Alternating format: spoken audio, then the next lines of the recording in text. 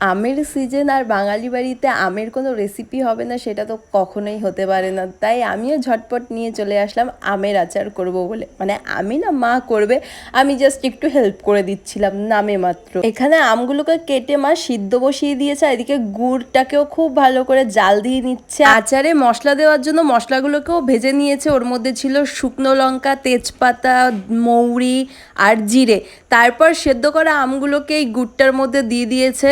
আর দেখতেই এত সুন্দর লাগছে, এখন কি বলবো, জানি না রান্না হওয়ার পর কেমন লাগবে। এরপর ভেজে রাখা মশলাটা আচারের মধ্যে দিয়ে খুব ভালো করে মিক্স করে নিল। আর কিছুক্ষণ ফোটালেই রেডি আমাদের টক ঝাল মিষ্টি আমের আচার। আমি জানতাম না এত ইজিলি হয়ে যায়, আর খেতে কিন্তু মানে দুর্দান্ত হয়েছিল। এই বর্ষার ওয়েদারে মানে বৃষ্টির মধ্যে আমের আচার হলে আর কি লাগে।